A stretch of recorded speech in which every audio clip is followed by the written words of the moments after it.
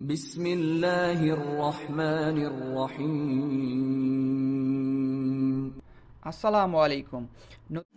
আজকে DC office অর্থাৎ জেলা প্রশাসকের কার্যালয় ঠাকুরগাঁওয়ে যে ৪৪টি পদের একটি নতুন সার্কুলার প্রকাশ করা হয়েছে, এর আবেদন শুরু হবে ১৪ আগস্ট ২০২৫ সালে এবং আবেদন চলবে ১৩ সেপ্টেম্বর ২০২৫ সাল পর্যন্ত।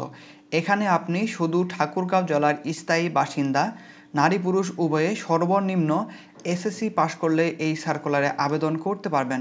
সো আজকের এই ভিডিওতে এই সার্কুলার সম্পর্কে বিস্তারিত আলোচনা করব, তাই ভিডিওটি না টেনে ধৈর্য সহকারে শেষ পর্যন্ত দেখুন। আর ভিডিওর কোনো জায়গায় বুঝতে প্রবলেম হলে অবশ্যই আমাকে কমেন্ট করে জানাবেন। সো চলুন কথা না বাড়িয়ে চলে যায় ডিরেক্ট এটির সার্কুলারে। সো এইটি হচ্ছে জেলা প্রশাসক কার্যালয় বা ডিসি অফিস ঠাকুরগাঁওয়ের নিয়োগ বিজ্ঞপ্তি, যেখানে আমরা দেখতে পাচ্ছি এটি হচ্ছে মূলত ভূমি মন্ত্রণালয় মাঠ প্রশাসন ১-এর অধীনে। এই পাশে দেখতে পাচ্ছেন স্মারক নাম্বার, এবং এখানে আপনাকে রাজস্ব খাতে এখানে কিন্তু আপনাকে অস্থায়ী ভিত্তিতে নিয়োগ নেওয়া হবে, এবং আপনারা যারা ঠাকুরগাঁও জেলার স্থায়ী বাসিন্দা আছেন তারাই শুধু কিন্তু এই সার্কুলারে আপনারা আবেদন করতে পারবেন।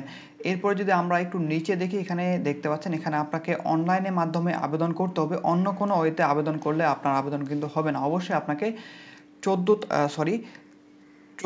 আগস্ট ২০২৫ সালের পরে সকাল 10টার পর থেকে আবেদন শুরু করতে হবে। এই যে ওয়েবসাইটের লিঙ্ক এখানে দেওয়া আছে ওয়েবসাইট, এছাড়াও আপনাদের সুবিধার্থে আমি ভিডিওর ডিসক্রিপশন বক্সে এটির ওয়েবসাইটের লিঙ্ক দিয়ে রাখবো। আপনারা সেখানে ক্লিক করলেও ডাইরেক্ট আপনি এই যে আবেদন তাদের আবেদন পেজে চলে যেতে পারবেন। সো এরপরে আবার যদি আমরা দেখি, নিচে দেখতে পাচ্ছেন ক্রমিক নাম্বার, পদের নাম, পদের সংখ্যা, বেতন স্কেল, শিক্ষাগত যোগ্যতা এবং অন্যান্য অভিজ্ঞতা এখানে কিন্তু দেওয়া আছে। সো প্রথম বা ১ নাম্বার যে পদ সেটি হচ্ছে অফিস সহকারী কাম কম্পিউটার মুদ্রাক্ষরিক। এখানে পদসংখ্যা আছে মোট 5টি, এবং এখানে বেতন হচ্ছে 16তম গ্রেডে একটি চাকুরি। বেতন হচ্ছে এখানে ৯,৩০০ থেকে ২২,৪৯০ টাকা পর্যন্ত। শিক্ষাগত যোগ্যতা যে কোনো স্বীকৃত বোর্ড থেকে অবশ্যই আপনাকে উচ্চ মাধ্যমিক অর্থাৎ এইচএসসি অথবা সমমান আপনাকে কমপ্লিট করতে হবে। এছাড়াও অবশ্যই আপনাকে কম্পিউটার ব্যবহার দক্ষতা থাকতে হবে, এবং আপনার যে কম্পিউটার টাইপিং স্পিড সেটা অবশ্যই সর্বনিম্ন ইংরেজিতে 20 থাকতে হবে এবং বাংলায় 20 থাকতে হবে। সেক্ষেত্রে কিন্তু আপনি অফিস সহকারী কাম কম্পিউটার মুদ্রাক্ষরিকে আবেদন করতে পারবেন। এরপরে 2 নাম্বার পদটি হচ্ছে সার্টিফিকেট পেশকার। এটা হচ্ছে একটি মাত্র পদ। এটি হচ্ছে 16তম গ্রেডের চাকরি। এখানে আপনাদের শিক্ষাগত যোগ্যতা এইচএসসি বা উচ্চ মাধ্যমিক কমপ্লিট করতে হবে, এবং অবশ্যই আপনাকে আপনার রেজাল্ট যেটা সেটা অবশ্যই 3 পয়েন্টের উপরে থাকতে হবে। সেক্ষেত্রে কিন্তু আপনি এই সার্কুলারে আবেদন করতে পারবেন। এবং এখানেও আপনার কিন্তু অবশ্যই কম্পিউটার যে টাইপিং স্পিড সেটা থাকতে হবে বাংলাতে 20 এবং ইংরেজিতে 20। আমরা যদি একটু খেয়াল করি, এখানে দেখতে পাচ্ছেন 1 থেকে 6 নাম্বার পদের জন্য প্রত্যেকটি পদে অবশ্যই আপনাকে কম্পিউটার ব্যাপারে দক্ষতা থাকতে হবে, এবং অবশ্যই আপনাকে যে টাইপিং স্পিড সেটা কিন্তু অবশ্যই সর্বনিম্ন বাংলায় 20 এবং ইংরেজিতে 20 থাকতে হবে। সেটা 1 থেকে 6 নাম্বার ক্রমিক নাম্বার পর্যন্ত এই পদগুলোতে অবশ্যই আপনাকে কম্পিউটার জানা থাকতে হবে। এরপরে 3 নাম্বার পদটি হচ্ছে সার্টিফিকেট সহকারী। এটা পদ সংখ্যা হচ্ছে 2টি। এটাও 16তম গ্রেডের চাকরি। এখানেও সেম আপনাদের শিক্ষাগত যোগ্যতা এবং অভিজ্ঞতা। এখানে শিক্ষাগত যোগ্যতা এইচএসসি বা সমমান পাশ করলে কিন্তু আবেদন করতে হবে না, অবশ্যই আপনাকে 3 পয়েন্টের উপরে পেতে হবে। এরপরে 4 নাম্বার পদটি হচ্ছে মিউটেশন কাম সার্টিফিকেট সহকারী। এখানে পদসংখ্যা 5টি। এটাও 16তম গ্রেডের চাকরি, এবং এখানে শিক্ষাগত যোগ্যতা উপরের মতনই সেম, এবং অভিজ্ঞতা এখানে আপনার সেম। এরপরে দেখতে পাচ্ছেন এখানে 5 নাম্বার যে পদ সেটা হচ্ছে ক্রেডিট চেকিং কাম সাইরাত সহকারী। এখানে পদসংখ্যা হচ্ছে 2টি। এটাও হচ্ছে 16তম গ্রেডের চাকরি, এবং শিক্ষাগত যোগ্যতা আগের মতনই সেম। এরপরে দেখতে পাচ্ছেন 6 নাম্বার যে পদ সেটা হচ্ছে ট্রেসার। এখানে পদসংখ্যা হচ্ছে 2টি। এটাও 16তম গ্রেডের চাকরি। এখানে শিক্ষাগত যোগ্যতার উপরের মতনই সেম। এছাড়াও কিন্তু অবশ্যই এখানে কোনো অনুমোদিত প্রতিষ্ঠান থেকে আপনাকে ড্রয়িংয়ের উপরে আপনাকে অবশ্যই সর্বনিম্ন 6 মাসের যে সার্টিফিকেট কোর্স সেটা কিন্তু আপনাকে কমপ্লিট করতে হবে। সেক্ষেত্রে কিন্তু এখানে আপনি 6 নাম্বার পদে আবেদন করতে পারবেন। এবং সর্বশেষ যে পদ সেটা হচ্ছে অফিস সহায়ক। এটা হচ্ছে পদসংখ্যা হচ্ছে 27টি, এবং এখানে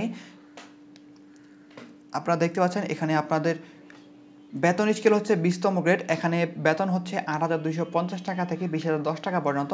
এখানে আপনাকে যে কোনো স্বীকৃত বোর্ড থেকে মাধ্যমিক বা সমমান বা এসএসসি কমপ্লিট করলে আবেদন করতে পারবেন এবং অবশ্যই আপনাকে 3 উপরে পেতে হবে, সেক্ষেত্রে কিন্তু আপনি অফিস সহায়ক পদে আবেদন করতে পারবেন। সো এটি ছিল মূলত আজকে ঠাকুরগাঁও ডিসি অফিসের বিভিন্ন পদসংখ্যা, শিক্ষাগত যোগ্যতা এবং বেতন স্কেল। এরপরে যদি আমরা একটু নিচে দেখি, এখানে একটু দেখতে পাচ্ছেন শর্ত দেওয়া আছে।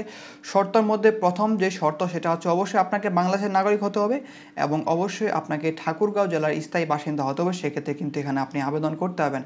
এবং আরেকটি কথা, এখানে আপনারা যারা বিবাহিত মহিলা আছেন তাদের ক্ষেত্রে অবশ্যই কিন্তু আপনার যে স্বামীর ঠিকানা সেটা স্থায়ী ঠিকানা হিসাবে গ্রহণযোগ্য হবে এবং সেই ঠিকানা অবশ্যই আপনার ঠাকুরগাঁও হতে হবে, সেক্ষেত্রে কিন্তু আপনারা মহিলারা আবেদন করতে পারবেন।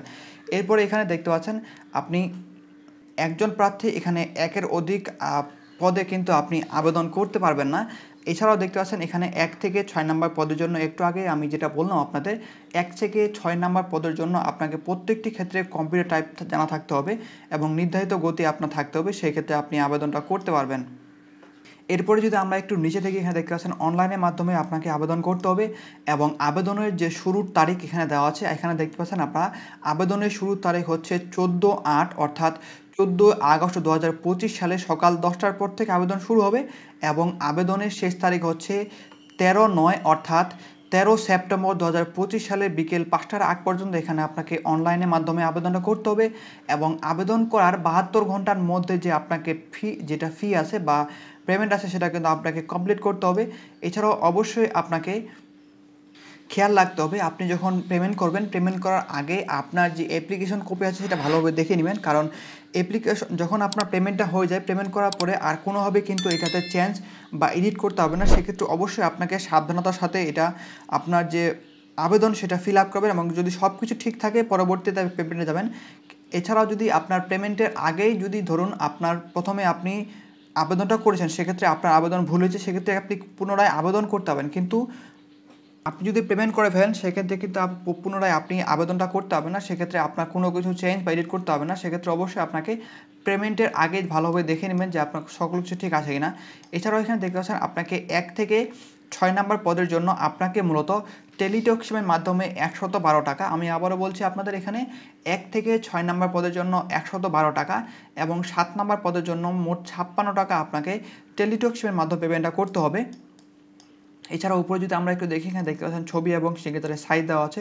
ছবির দৈর্ঘ্য হচ্ছে 300, প্রস্থ হচ্ছে 80 পিক্সেল এবং আপনাদের সিগনেচার সেটা এটা ছবি হচ্ছে 300x300 এবং সিগনেচার হচ্ছে 300x80 এবং অবশ্যই ছবির যেটা সাইজ সেটা কিন্তু আপনাকে অ্যাকচুয়াল সাইজ দিতে হবে এবং অবশ্যই এখানে আপনার ছবিটা রঙিন হতে হবে এবং অবশ্যই স্বচ্ছ একটি ছবি হতে হবে।